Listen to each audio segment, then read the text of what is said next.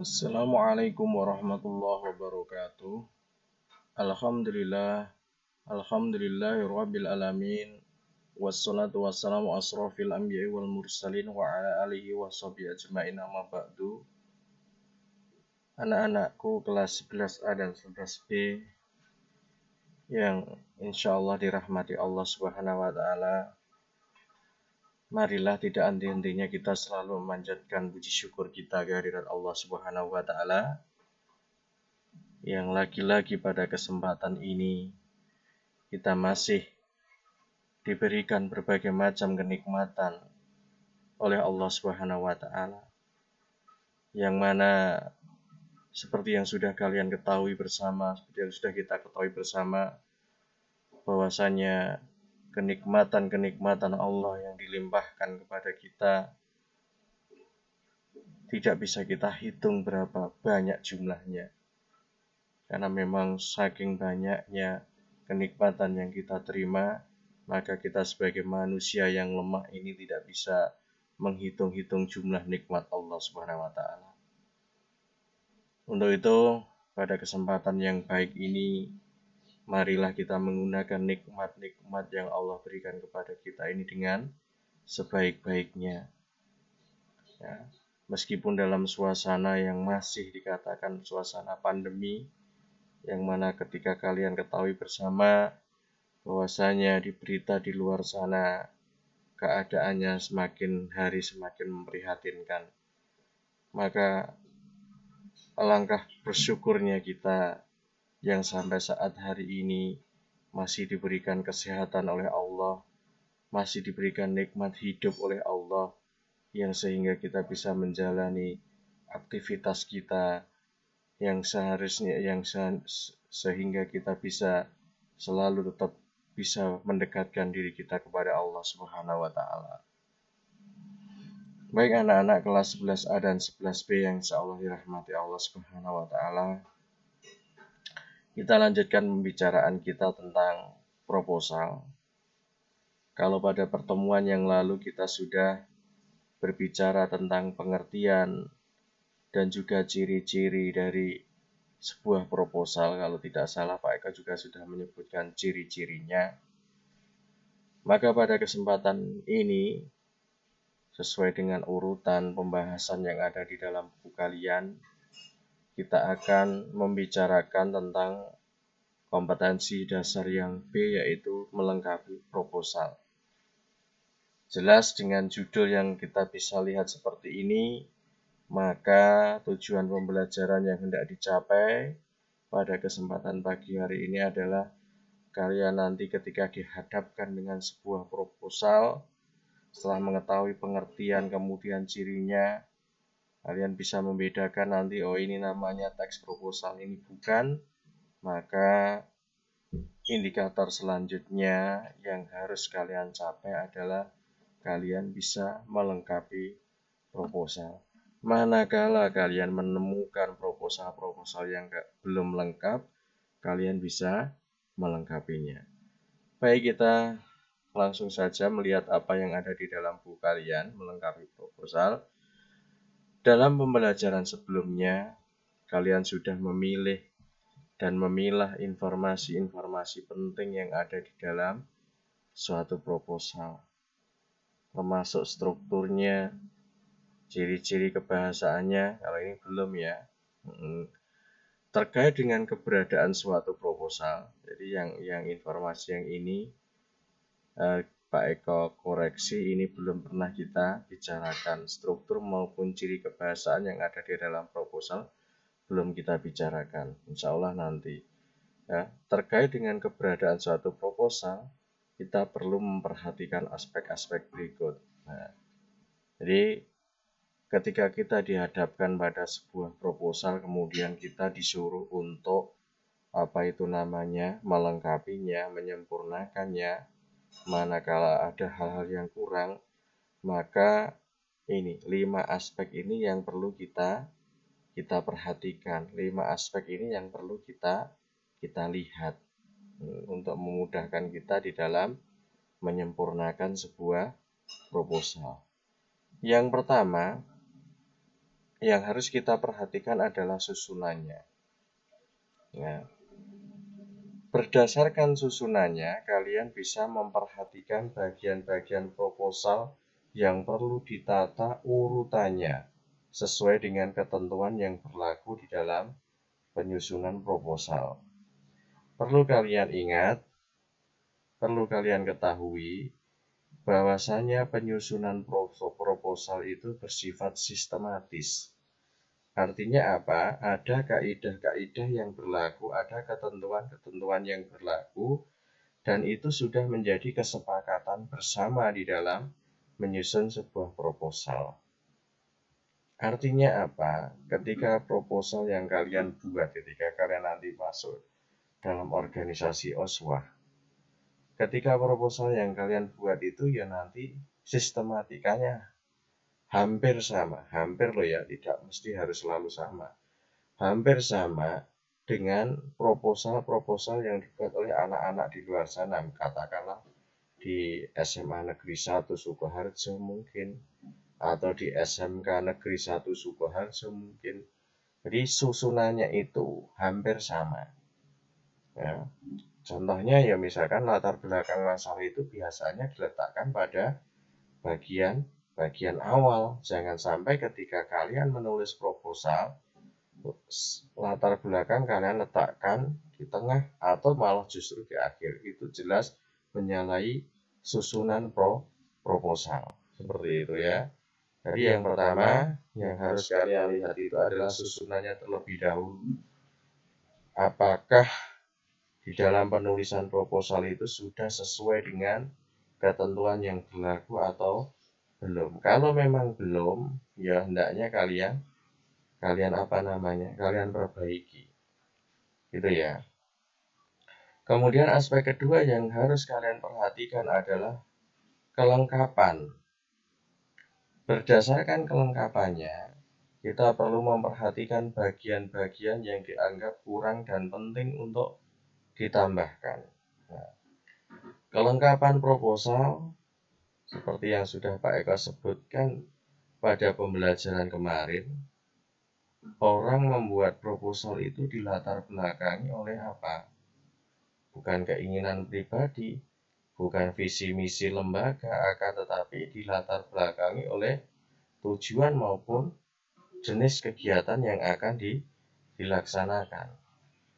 Maka ketika itu proposal tentang dengan tujuan untuk mendapatkan bantuan dana, ya berarti di situ nanti kalian harus menyertakan hal-hal yang sekiranya dapat membuat orang itu tertarik untuk menyumbangkan dananya kepada kegiatan kalian. Atau manakala proposal itu digunakan hanya untuk apa? Misalkan kalian akan membuat lomba, kemudian membuat proposal yang mana proposal itu kalian tujukan kepada pimpinan lembaga kalian, pimpinan pondok kalian, bukan untuk mencari donatur, tetapi untuk memberitahuan. Ya tentunya itu berbeda nanti kelengkapannya ketika dibandingkan dengan proposal yang pertama yang tujuannya adalah untuk mencari bantuan. Jadi seperti itu. Jadi misalkan konkretnya, misalkan di estimasi dana, rencana pengeluaran itu beda tujuan, beda pula kelengkapan yang ada. Misalkan tujuannya untuk mencari dana, berarti memang ya estimasi dana atau rencana pengeluaran itu kalian munculkan. Kalau proposal itu tujuannya hanya untuk agar orang yang kalian kirimi proposal itu berpartisipasi di dalam kegiatan yang akan kalian lakukan, maka estimasi dana itu ya sebaiknya tidak perlu dimunculkan. Itu contoh kecil dari bagaimana kita melihat atau melengkapi proposal itu dengan memperhatikan kelengkapan dari sebuah proposal. Jadi ada beberapa hal yang memang sekiranya itu kurang atau bagaimana ya, kurang atau lebih, maka perlu kalian kurangi atau kalian tambahkan di dalam sebuah proposal. Bagian-bagian yang sekiranya tidak penting, ya tentunya dihilangkan. Bagian-bagian yang sekiranya penting dan itu harus ada, ya kalian bisa tambahkan di situ.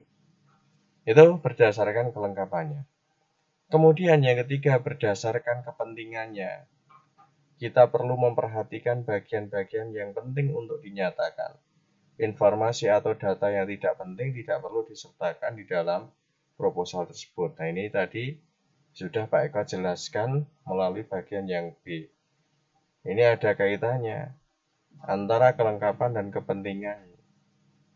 Kalau memang ada beberapa hal yang itu dianggap penting, maka harus ditambahkan di dalam proposal biar lengkap. Manakala ada hal yang kurang penting dan itu ketika kita munculkan di dalam sebuah proposal malah menjadikan suatu kebingungan, maka itu hendaknya tidak usah kita tulis di dalam proposal seperti itu. Kemudian yang D, berdasarkan kesesuaiannya. Kita perlu memperhatikan bagian-bagian proposal yang sudah dinyatakan sebelumnya dengan harapan proposal itu menjadi padu, tidak bertentangan satu sama lain. Jadi ini penting juga untuk kalian ketahui, biar apa? Biar kalimat-kalimat yang kalian munculkan, ide-ide yang kalian munculkan di dalam sebuah proposal itu menjadi kalimat atau ide yang efektif. Artinya apa? Proposal ketika itu ide itu sudah dimunculkan di dalam latar belakang masalah, ya jangan sampai kalian ulangi di setiap bagiannya. Bagian-bagian proposal yang sudah dinyatakan sebelumnya dengan tidak usah kalian ulangi kembali. Kita perlu memperhatikan bagian-bagian proposal yang sudah dinyatakan sebelumnya dengan harapan proposal itu menjadi padu. Tidak usah diulang kalimat-kalimatnya, akan tetapi bagaimana kalian mengaitkan antara ide-ide yang sudah kalian tuangkan di awal dikaitkan dengan bagian-bagian yang sesudahnya. Bagaimana biar menjadi padu, ya. Jangan sampai di latar belakang masalah itu kalian ingin mengadakan lomba pidato bahasa Arab, kemudian nanti di bagian akhirnya kalian akan mengadakan kegiatan-kegiatan yang lain. Tentunya itu tidak padu. Jadi harus sesuai. Ya, seperti itu. Jadi satu kesatuan dari teks proposal itu harus membicarakan tentang hal yang sama, membicarakan tentang konsep tujuan yang sama, tidak boleh berdiri sendiri-sendiri. Itu yang D. Kemudian yang E, yang harus kalian perhatikan adalah kejelasannya. Berdasarkan kejelasannya, kita perlu memperhatikan bagian-bagian yang belum jelas. Ya, misalnya karena faktor data yang kurang, oleh karena itu kita perlu melengkapi bagian tersebut dengan data yang lebih terperinci. Ya, kejelasan dari sebuah proposal ini menjadi salah satu kunci utama dari keberhasilan yang akan kalian capai. Ya, misalkan tadi ketika kalian ingin mengadakan lomba kemudian membuat proposal, semakin jelas teknis-teknis yang ada di dalam perlombaan itu kemudian kalian munculkan di dalam sebuah proposal, orang yang kalian kirimi proposal itu akan menjadi lebih tertarik untuk mengikuti kegiatan yang kalian lakukan.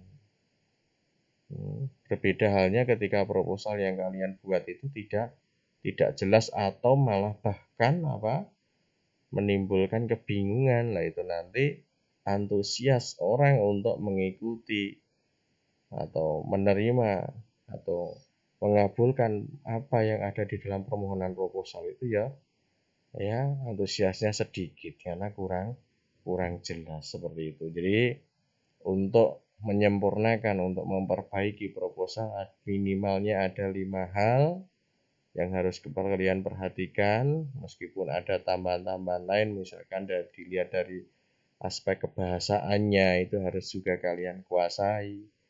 Bagaimana menggunakan ejaan, bagaimana menggunakan kata penghubung, ya, yang terkait dengan kebahasaan itu juga harus kalian kuasai. Itu. Kemudian di bawahnya itu ada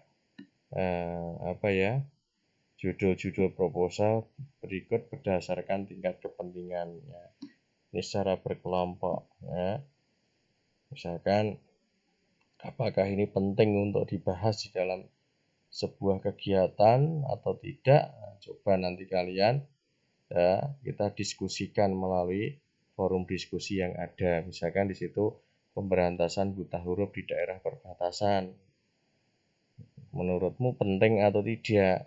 Kalau penting, berikan komentar. Kalau tidak penting, ya namanya tidak penting, ya. Apa yang mau dikomentari? Tentunya tetapi tetap juga ada komentar. Mengapa kalian bisa mengatakan itu tidak penting? Pengembangan budaya menulis, peningkatan kesadaran sosial, pencegahan bencana Gunung Merapi di Indonesia, penghilangan penyakit kulit pada masyarakat. Coba nanti kita diskusikan secara diskusi melalui forum diskusi yang ada. Itu yang bisa Pak Eko sampaikan untuk pertemuan hari ini. Cukup sederhana, mudah-mudahan yang sedikit tadi bermanfaat. Kita tujuannya adalah melengkapi proposal dengan melihat aspek-aspek yang sudah Pak Eko sebutkan di atas. Kurang lebihnya